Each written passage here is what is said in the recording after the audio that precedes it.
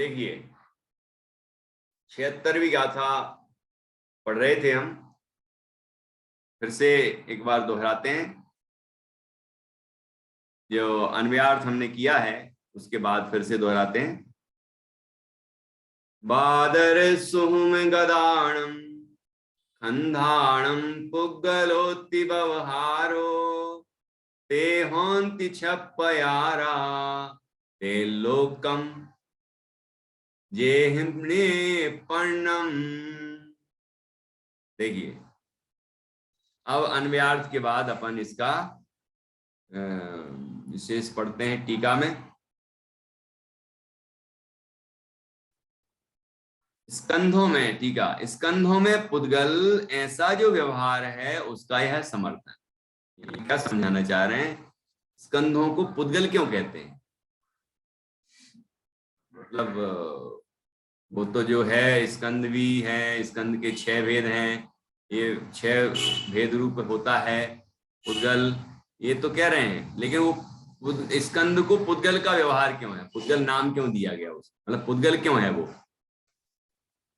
पहला, जिनमें 60 स्थान पतित 6 स्थानों में समावेश पाने वाली वृद्धि हानि होती है, ऐसे स्पर्श रस गंध वर्ण रूप गुण विशेषों के कारण परमाणु पूर्ण गलन धर्म वाले होने से तथा स्कंध व्यक्ति के स्कंध पर्याय के आविर्भाव और तिरोभाव की अपेक्षा से भी परमाणुओं में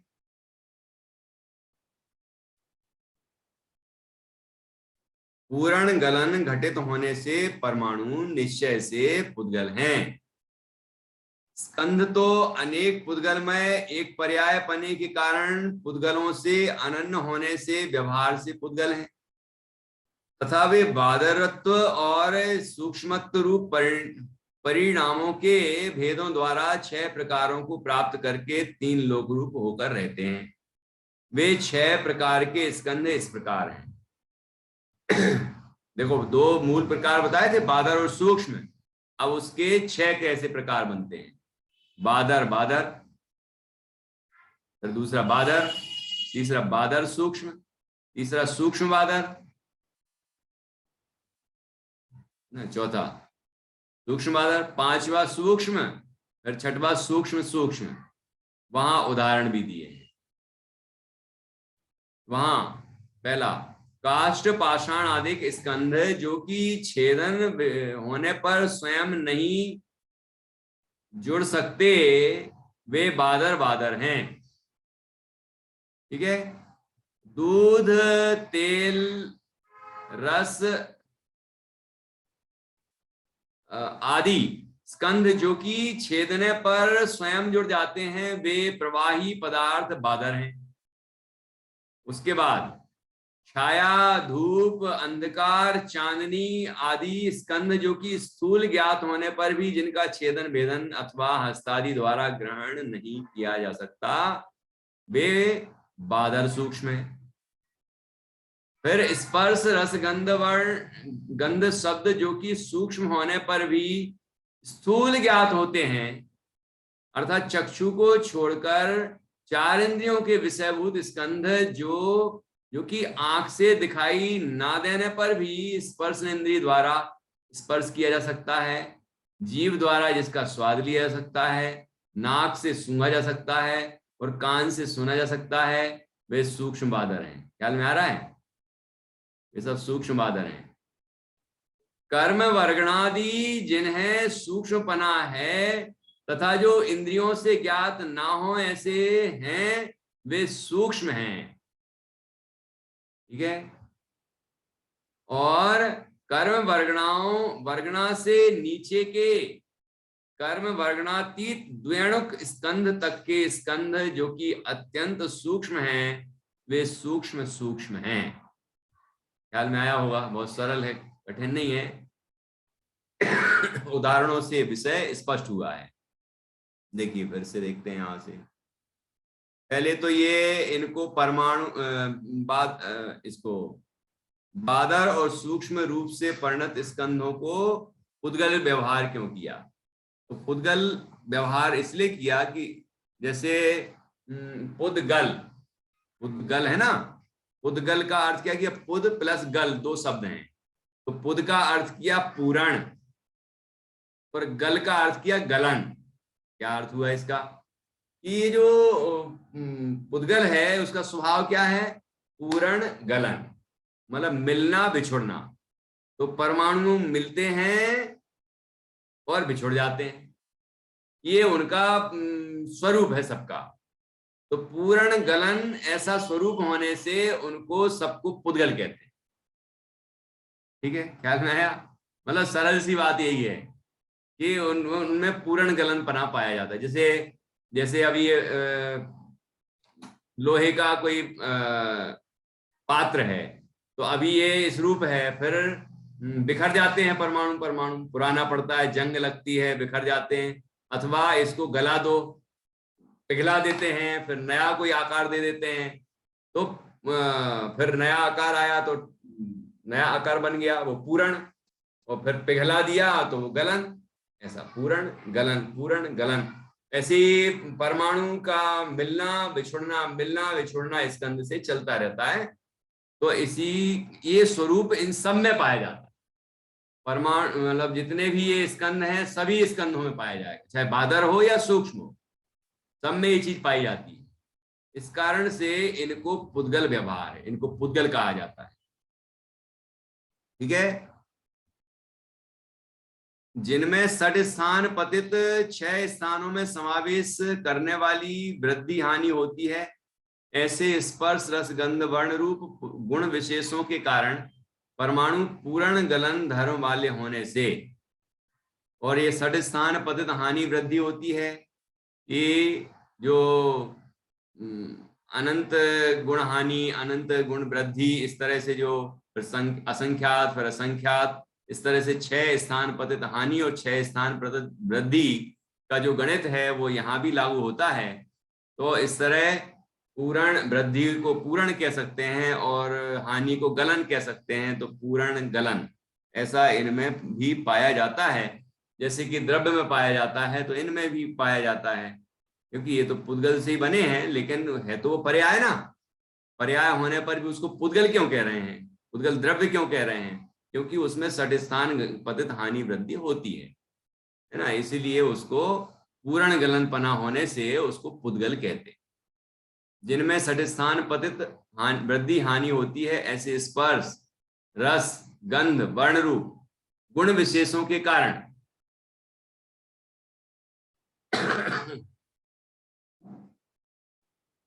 परमाणु पूर्ण गलन धर्म वाले होने से, जिनमें षट स्थान पतित अर्थात 6 स्थानों में समावेश पाने वाली वृद्धि हानि होती है, ऐसे स्पर्श रस गंध वर्ण रूप गुण विशेषों के कारण। ओके, यहां पर क्या बताना चाह रहे हैं कि स्पर्श रस गंध और वर्ण ये 4 गुण हैं, और प्रत्येक गुण की होती है पर्याय, और वो षट स्थान पतित हानि वृद्धि रूप होती है। ठीक है, तो वो इन गुणों में पाई जाती है, और ये इन गुणों से ही वह वो परमाणु बना है, और परमाणुओं से ही स्कंद बना है ना।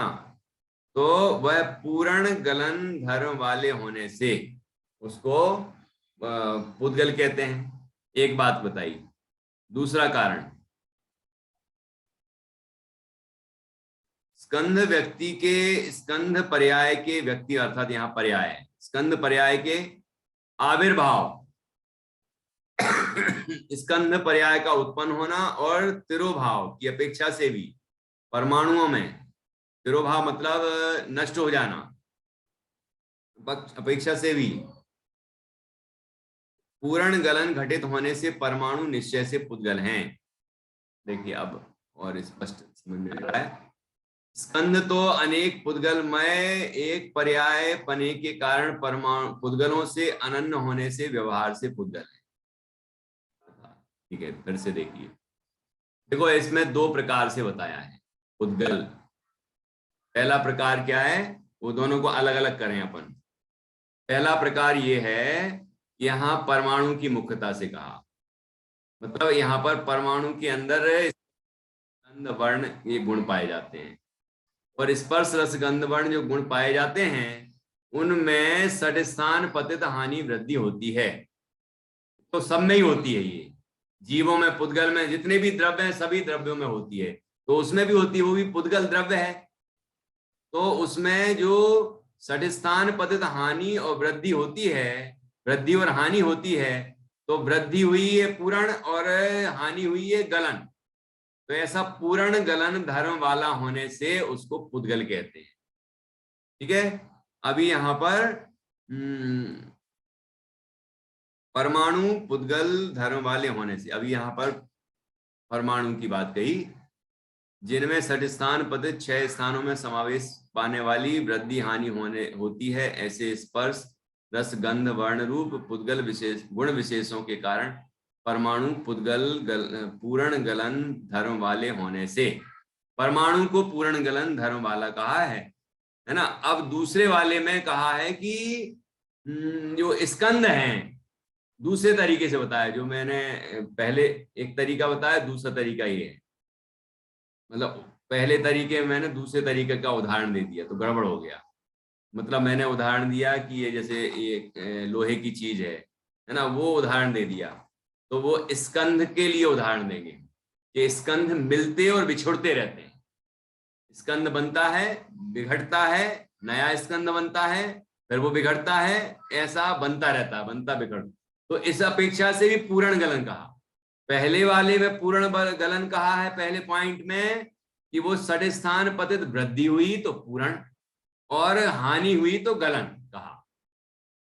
ख्याल में आ रहा संगीता जी, है ना? पहले पॉइंट में जो बताना चाह रहे हैं, और ये प्रत्येक परमाणु में होता है, वैसे तो प्रत्येक द्रव्य में होता है, लेकिन यहां पर परमाणु की अपेक्षा बात करें, क्योंकि यहां पर स्पर्श रस गंध वर्ण गुण की बात की है, तो वो गुण पुद्गल में ही पाए जाते हैं।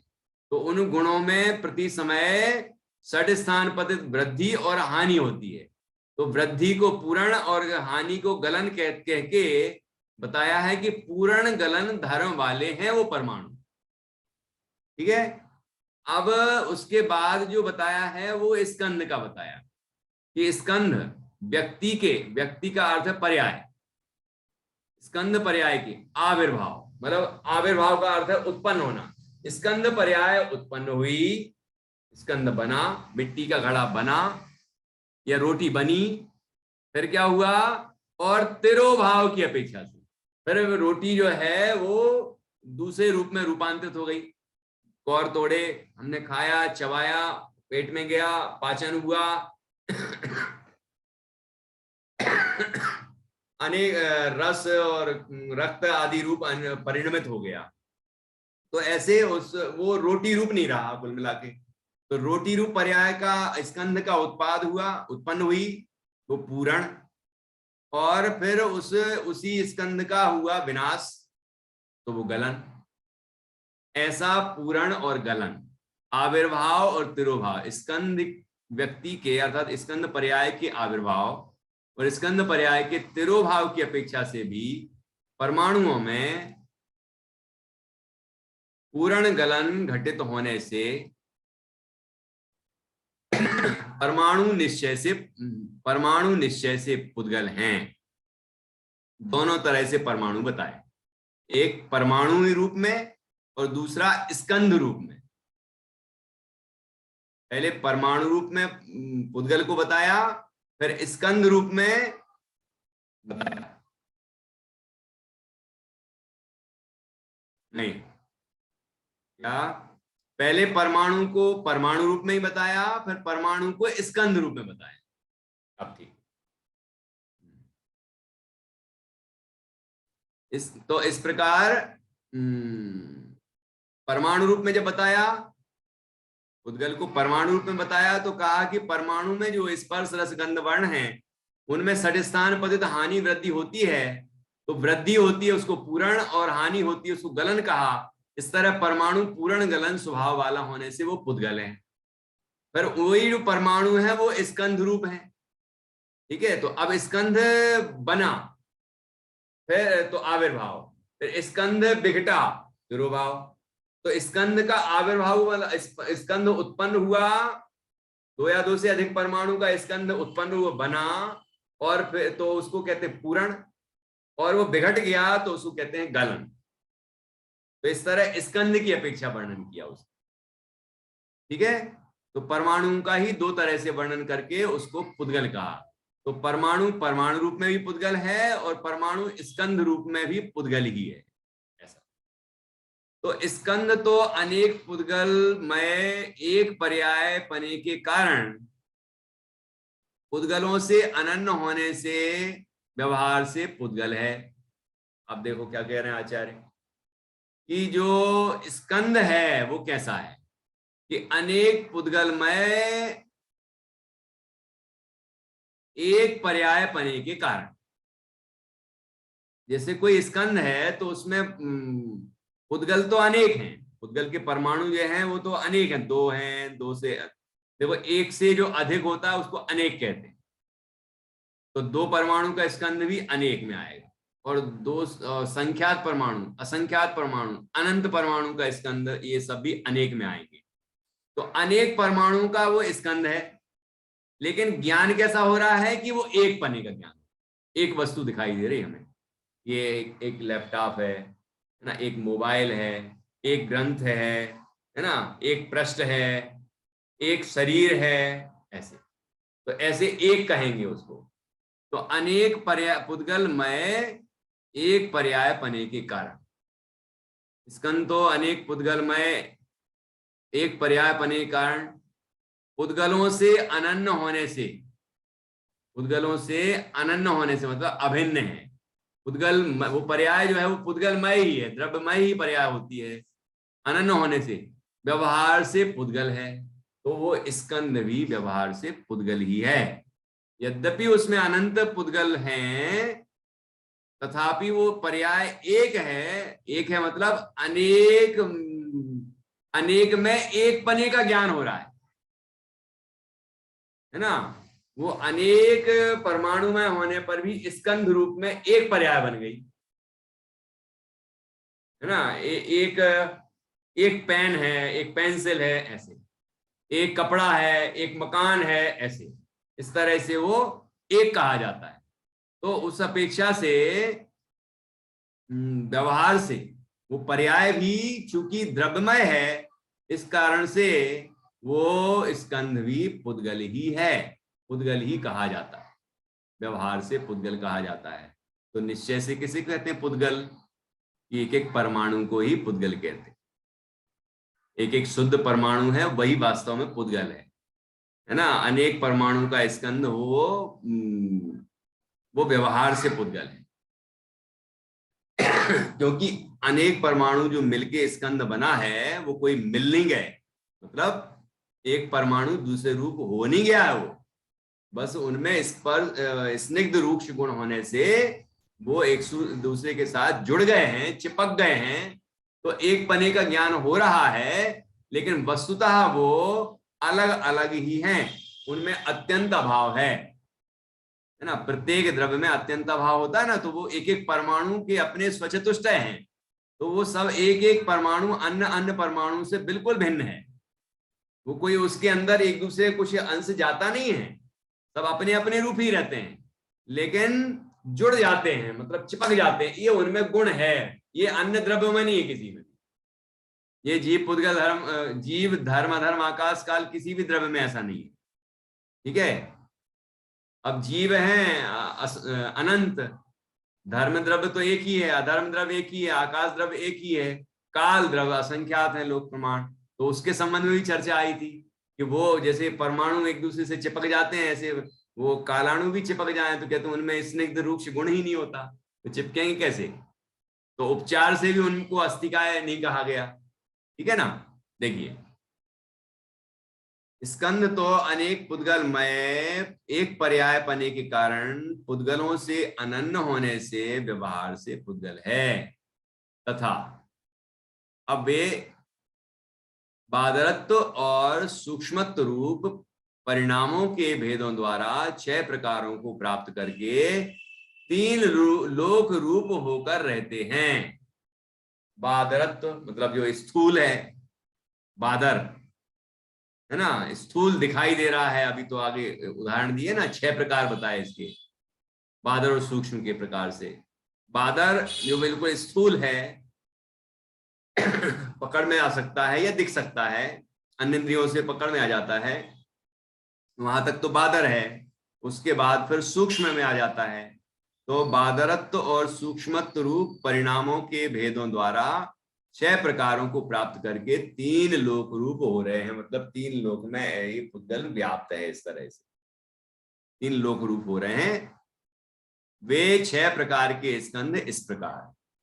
ठीक है, यहां तक स्पष्ट हो रहा है। पहला प्रकार नाम याद कर लेने हैं, जैसे अपने 6 कालों के नाम है ना। सुखमा, पहले सुखमा सुखमा, फिर सुखमा, फिर सुखमा दुखमा, फिर दुखमा सुखमा, फिर दुखमा, फिर दुखमा दुखमा, ऐसे ऐसे बढ़ता जाता है ना। ऐसे ही टाइप से ये भी 6 बने हुए हैं। देखो पहले कैसा, बादर बादर।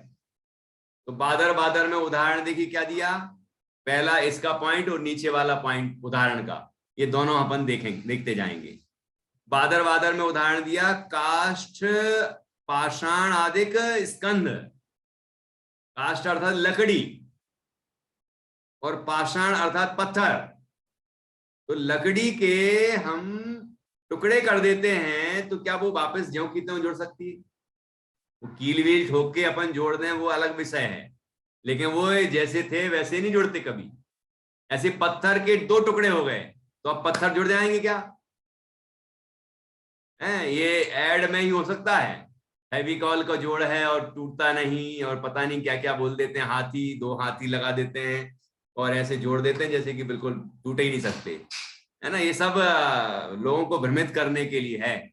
जब असलियत में अपन लगा के देखते हैं तो समझ में आ जाता है कि क्या है वो असलियत। Fix it.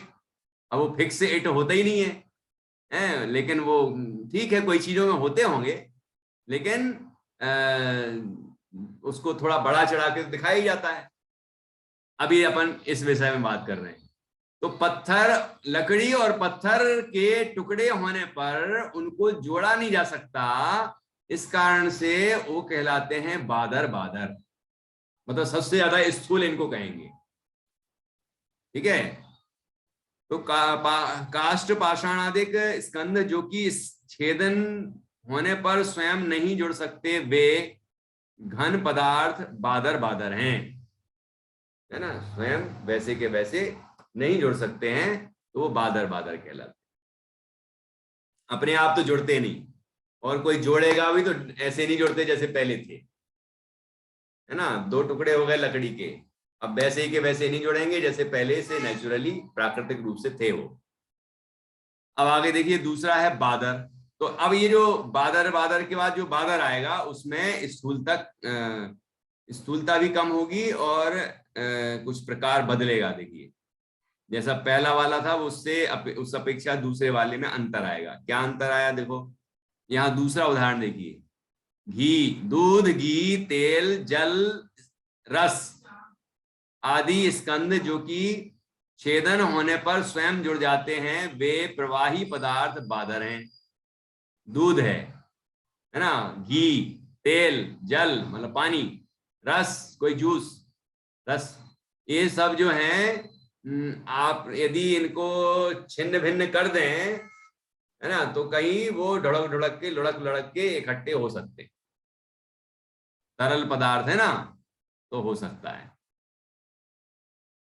तो ऐसे जो स्कंद हैं, ये भी स्कंद है पुद्गल के, इनको कहते हैं बादर। अब बादर सूक्ष्म, मतलब बादर सूक्ष्म में अब सूक्ष्मता की ओर बढ़ रहे हैं और ज्यादा। फिर भी वो बादर हैं। बादर होने पर भी सूक्ष्मता क्या है देखिए, तीसरा उदाहरण, छाया, धूप, अंधकार, चांदनी आदि स्कंद जो कि स्थूल ज्ञात होने पर भी, साफ साफ दिख रहा है, प्रकाश हो रहा है, बाहर अंधेरा हो रहा है ना। धूप दिखती है अपन को आंखों से, चांदनी दिखती है चंद्रमा की, है ना, लेकिन स्थूल होने पर भी जिनका छेदन भेदन आदि नहीं हो सकता, मतलब इनको काट पीट नहीं सकते, और हस्तादि द्वारा ग्रहण नहीं किया जा सकता, कि इनको अपने हाथ से पकड़ नहीं सकते। प्रकाश को पकड़ लो, कि छाया को पकड़ लो, कि धूप को पकड़ लो, अंधकार को पकड़ लो, चांदनी को पकड़ लो, ऐसा पकड़ भी नहीं सकते हाथ से। तो ऐसे जो पदार्थ हैं वो बादर सूक्ष्म कहलाएंगे। देखो ये भी पुद्गल का स्कंद है। अब इसके बाद चौथा प्रकार क्या है? चौथा प्रकार है सूक्ष्म बादर। देखो अब सूक्ष्मता ज्यादा है, बादरपना और कम हो गया है, इसे सूक्ष्म बादर कहा उसको। चौथा उदाहरण, स्पर्श रस गंध शब्द जो कि सूक्ष्म होने पर भी स्थूल ज्ञात होते हैं। तो अपन को ऐसे, ये यहां पर आंख को गौण करके बाकी का लिया है। चार इंद्रियों के द्वारा जो ज्ञात हो रहा है उसको लिया गया है यहाँ, चक्षु इंद्रिय को छोड़कर। आंख बंद है, ठंडक को महसूस कर पा रहे हैं हम, गर्मी को महसूस कर पा रहे हैं हम, है ना, और सूंघ पा रहे हैं गंध को, रस चख पा रहे हैं हम, शब्द सुन पा रहे हैं हम। तो ये जो है ये दिखते नहीं है। वैसे आंख खुली हो तो भी दिखेंगे थोड़ी। रस दिखता है क्या? सुगंध दुर्गंध दिखती है क्या? शब्द दिखते हैं क्या? नहीं, आंख से नहीं दिखते ये, इसलिए स्थूल नहीं है। लेकिन वो अन्य चार इंद्रियों से ग्रहण होते हैं, इसलिए वो स्थूल है। तो इसलिए इसका नाम रखा सूक्ष्म स्थूल। चक्षु इंद्रिय से नहीं दिखते इसलिए सूक्ष्म, और अन्य इंद्रियों से ज्ञात होते हैं इसलिए बादर। देखो क्या नाम आया, है ना, सूक्ष्म बादर। तो स्पर्श रस गंध शब्द जो कि सूक्ष्म होने पर भी स्थूल ज्ञात होते हैं, अर्थात चक्षु को छोड़कर चार इंद्रियों के विषयभूत स्कंद जो कि आंख से दिखाई ना देने पर भी स्पर्श इंद्रिय द्वारा स्पर्श किया जा सकता है, जीव द्वारा जिनका स्वाद लिया जा सकता है, नाक से सूंघा जा सकता है अथवा कान से सुना जा सकता है, वे सूक्ष्म बादर हैं। ये चौथा प्रकार हो गया सूक्ष्म बादर का। अब पांचवा देखिए सूक्ष्म। अब सूक्ष्म बादर के बाद अकेला सूक्ष्म रह गया। अब उस सूक्ष्म में क्या उदाहरण आया कि कर्म वर्गणादि स्कंद जो कि जिन्हें सूक्ष्मपना है वो सूक्ष्म ही कहलाएंगे। सूक्ष्मपना होने पर भी है क्या? स्कंद। और वो पता है कितने परमाणु का स्कंद होता है? कर्म जो होता है वो कितने परमाणु का स्कंद होता है? अनंत कर्म परमाणु का स्कंद होता है। मतलब देखिए, आत्मा का एक प्रदेश और उस प्रदेश पर अनंत कर्म परमाणु, दूसरे पर भी अनंत, तीसरे पर भी अनंत, चौथे पर भी अनंत, ऐसे आत्मा के लोक प्रमाण असंख्यात प्रदेशों पर प्रत्येक पर अनंत अनंत अनंत अनंत कर्म परमाणु होते हैं। तो ऐसा वो कारमाण शरीर है, लेकिन वो परम परम सूक्ष्म है, बहुत सूक्ष्म है ना। तो उसको कहते हैं सूक्ष्म है, अनंत परमाणुओं का स्कंद, इसलिए स्कंद है। और उसको सूक्ष्म का मतलब उससे भी ज्यादा सूक्ष्म होता है, स्कंद भी उससे भी ज्यादा सूक्ष्म होता है। ये वो कौन सा? क्योंकि इसमें तो अनंत अनंत अनंत अनंत परमाणु है। अब देखो आगे छठवें में लिया सूक्ष्म सूक्ष्म, और उदाहरण यहाँ छठवें नंबर पे दिया है कर्म वर्गणा से, ये तो अपन ने पढ़ लिया था। पांचवा, कर्म वर्गणादि स्कंद जो कि जिन्हें सूक्ष्म पना है तथा जो इंद्रियों से ज्ञात ना हो, ऐसे वे सूक्ष्म हैं। ये कर्म वर्गणाएं अपन को दिखती नहीं, कर्म नहीं दिखते अपन को। 8 कर्म होते हैं, हमारे साथ बंधे हैं, उदय आते हैं, उदयादि अवस्थाएं होती हैं, लेकिन हमें वो दिखते नहीं है। ठीक है ना, कोई भी इंद्रियों से नहीं दिखते, इसलिए उसको सूक्ष्म कहा। ऊपर वाले में वो चार चक्षु को छोड़कर बाकी इंद्रियों से दिख रहे थे, इसलिए सूक्ष्म के बाद बादल लगाया था। लेकिन इसमें किसी भी इंद्रिय से ज्ञात नहीं होते ये कर्म परमाणु, है ना, भले ही अनंतानंत परमाणु का स्कंद है तो भी, तो इसलिए इनको सूक्ष्म कहा। और उससे भी सूक्ष्म क्या होता है देखिए, कर्म वर्गणा से नीचे के अर्थात कर्म वर्गणातीत द्विअणुक स्कंध तक के स्कंद जो कि अत्यंत सूक्ष्म हैं, वे सूक्ष्म सूक्ष्म हैं। अब ये तो अनंत अनंत अनंत अनंत कर्म परमाणुओं का स्कंद था वो कर्म वर्गणाओं में, लेकिन ये जो है वो 2 परमाणु का स्कंद, 3 परमाणु का, 4 परमाणु का, ऐसे जो छोटे छोटे स्कंद है ना, ये तो फिर इंद्रियों से तो वो भी ज्ञात नहीं होते, ये तो और ज्यादा गहरे हैं, मतलब अत्यंत सूक्ष्म है ये स्कंद। ठीक है, अवधि ज्ञान का विषय तो बन सकते हैं, हमारे ज्ञान का तो विषय नहीं बनेंगे, हम अनुमान से और आगम से जान पाएंगे, है ना, लेकिन बाकी हमारे ज्ञान के विषय नहीं बन पाएंगे, प्रत्यक्ष तो बनेंगे ही नहीं, इंद्रियों से भी नहीं बनेंगे। तो ये ऐसे जो हैं वो 2 द्विअणुकादिक तक के स्कंद, वर्गणातीत, मतलब जो कर्म वर्गणा से अतीत हैं, कर्म वर्गणाएं से नहीं है जो, है ना, ऐसे 2 परमाणु के स्कंद तक के जो हैं, है ना, वो अनंत की अपेक्षा जो छोटे छोटे हैं, क्योंकि यहां से अपन देखें 2 परमाणु का स्कंद, 3 परमाणु का, 4 परमाणु को करते करते संख्यात परमाणु का, फिर असंख्यात परमाणु का, फिर अनंत परमाणु का स्कंद होता है, उसके बाद अनंतानंत अनंतानंत अनंतानंत परमाणु का स्कंद। तो उस अपेक्षा देखें तो जो वर्गणातीत, मतलब कर्म वर्गणातीत कहा, तो और छोटे छोटे स्कंद हैं वो लिए गए हैं 2 परमाणु तक के, तो उनको कहा सूक्ष्म सूक्ष्म। इस प्रकार से यहाँ स्कंध के 6 प्रकार बताए गए हैं, और ये हम दुनिया में स्पष्ट रूप से देखते हैं, इसलिए यहाँ कहा ये तीनों लोकों में होते हैं, 3 लोक रूप हो रहे हैं, ऐसा यहाँ पर कहा गया है। अब इस संबंध में आपके मन में कोई प्रश्न होगा तो आप जरूर पूछिए। हाँ संगीता जी।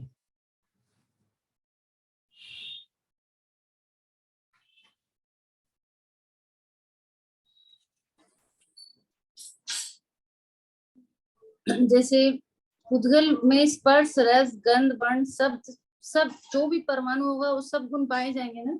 बिल्कुल बिल्कुल पाए जाएंगे, तो मतलब ये हम लोग को दिखेगा नहीं। ये चौथा में जो आया ना, हाँ, अच्छा है, हमको नहीं दिखेंगे, हमको नहीं दिखेंगे, उनमें है हाँ सब चीज भी है उसमें, लेकिन हमें वो दिखाई नहीं देगा, तो उस अपेक्षा वो उसको क्या कहा, सूक्ष्म वाला वाला ले रही ना, चौथा वाला, चौथा वाला। आंख के बिना मतलब वर्ण नहीं रहे, है उसमें वर्ण पर हमें नहीं दिखेगा।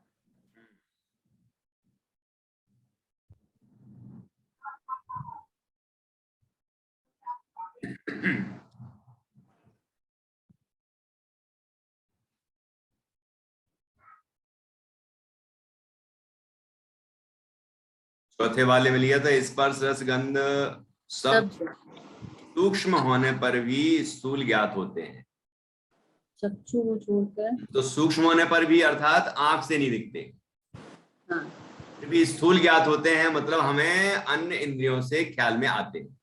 तो उसमें वर्ण है, हाँ नहीं, लेकिन वर्ण होने पर नहीं, वर्ण तो है ही, देखो कोई भी पुद्गल हो उसमें एक गुण दिख रहा है तो बाकी हैं, स्पर्श रस गंध वर्ण सभी होंगे उसके, है ना, कोई भी पुद्गल में कोई गुण कम ज्यादा नहीं होते, पूरे होते। अब उनकी पर्याय कितनी व्यक्त है उस संबंधी, उस कारण से वो कभी दिखते हैं नहीं दिखते हैं, वो अलग विषय है।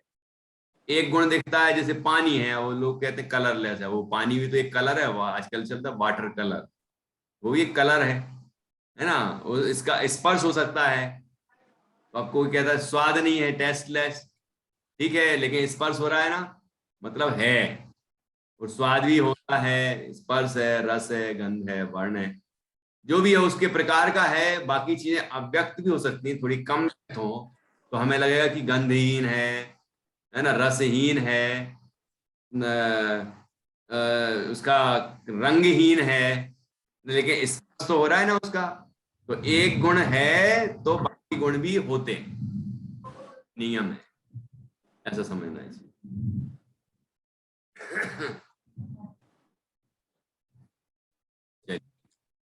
तो इस तरह से हमने ये स्कंद के 6 भेद पढ़े, इससे हमने समझा कि स्कंद कितने कितने तरह का पाया जाता है दुनिया में, 3 लोक में, और ये सब स्कंद हैं अर्थात पुद्गल हैं, मतलब जीव नहीं है।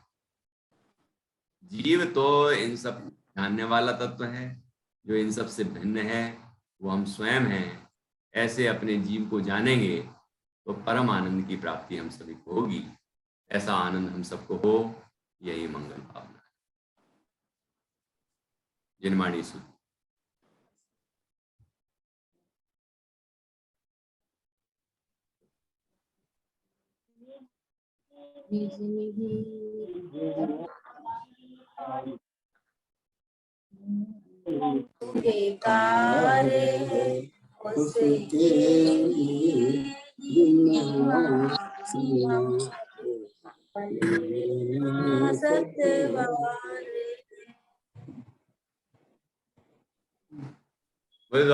जिनवाणी माता की जय। महान जिन धर्म की। अमन के माध्यम से पंच परमेष्टि का स्मरण।